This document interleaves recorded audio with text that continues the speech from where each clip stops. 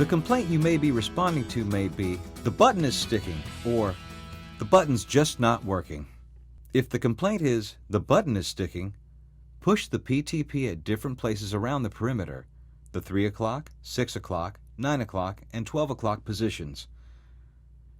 Try to recreate what the customer says the dispenser is doing, which is sticking.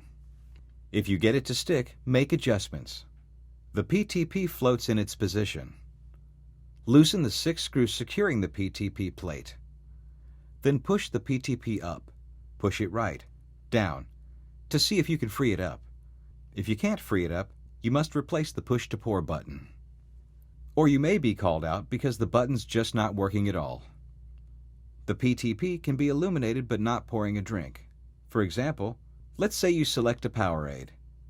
You push the PTP and it does nothing. There is a test that allows you to see whether or not the dispenser is actually sensing the operation of the PTP. Log in as a technician. You will see all the subsystems. The push-to-pour test is all the way to the right. Select User Interface. When you first come to the subsystem, it will display Push-to-Pour Test. When you press the PTP on the dispenser, and it senses that you are interacting with it, it will display Pour Button Pressed. When you release the PTP, it will display Pour Button Released. So you go back and forth, pressed, released, and check to ensure what is displayed matches the action you are taking with the PTP. If you press and release the PTP, and it does not display correctly on the subsystem, you will need to check the PTP connections.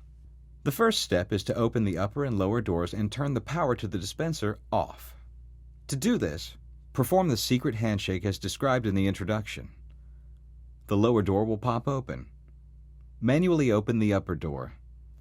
Locate the power switch and turn it off. Check to ensure the PTP wiring harness is firmly seated on the PTP. Refer to Chapter 4, Replacing a Push-to-Pour Button. If the PTP wiring harness is OK, power the dispenser back on and repeat the PTP test from the User Interface subsystem. If it fails again, you should replace the PTP. Please refer to Chapter 4, Replacing a Push-to-Pour Button. This chapter describes the process to replace a PTP in detail.